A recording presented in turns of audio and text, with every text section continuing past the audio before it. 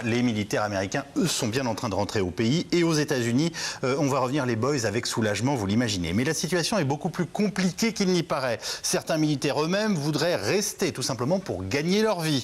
Et en toute hypothèse, le retour se fait dans un drôle de climat, après une guerre incomprise, et pour des soldats qui devront se réadapter à la vie de leur pays. Reportage à la base de Fort Bliss, au Texas, avec Fabrice Hauss.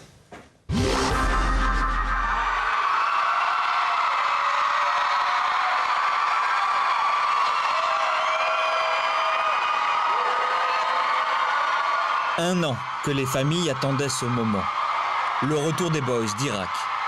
Parfaitement mis en scène dans ce hangar de l'armée américaine. Libérés, les soldats qui quittent l'Irak et retrouvent les leurs sous l'objectif des caméras. Bienvenue dans ce camp militaire.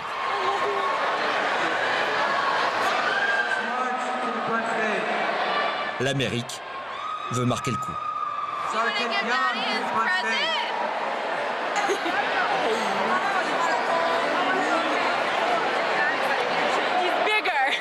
Il est plus fort. C'est la salle de sport. Ils font de la musculation tout le temps là-bas. Mission accomplie? Oui, je crois. Seul le temps le dira. Que reste-t-il à faire? La paix? Maintenant, c'est entre leurs mains. Ils la veulent, ils doivent travailler pour l'obtenir. Nous avons fait tout ce que nous pouvions.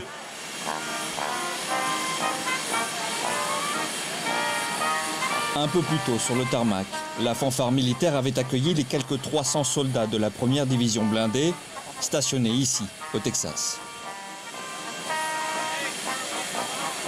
Là encore, la presse même étrangère pouvait suivre les étapes du rituel militaire. À commencer par les fusils d'assaut qu'il faut rendre, sans grand regret pour la majorité de ces jeunes recrues.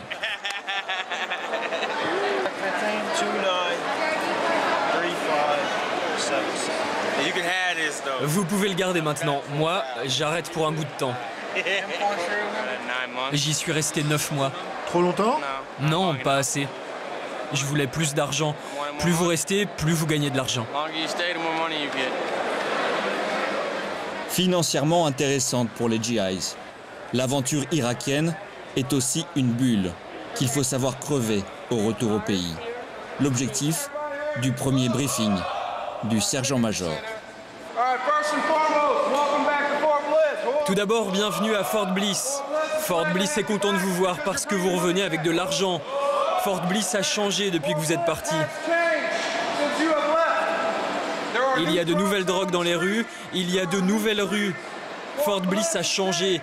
Il y a de nouveaux immeubles. Des choses qui étaient là où vous les imaginiez n'y sont plus. Soyez-en conscients. À la frontière du Texas et du Mexique, l'immense base militaire de Fort Bliss et ses 25 000 soldats ont largement contribué à l'effort de guerre.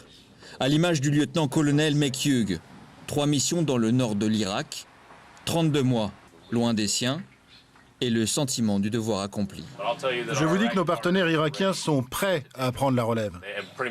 Ils ont déjà commencé à le faire et l'Irak est désormais un lieu sûr.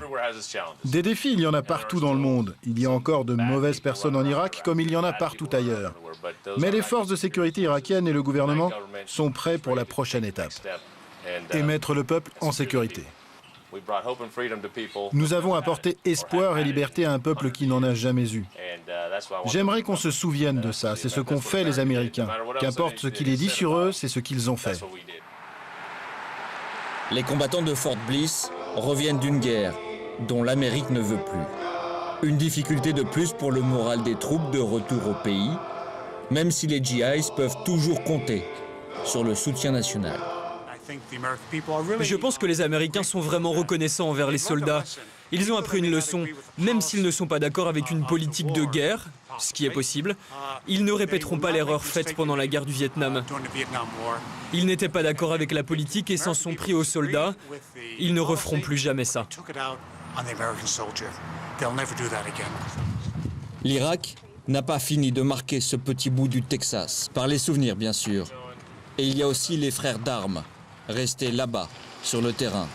1300 hommes sur les 50 000 toujours positionnés en Irak et qui doivent se demander, eux, si la guerre est bien terminée.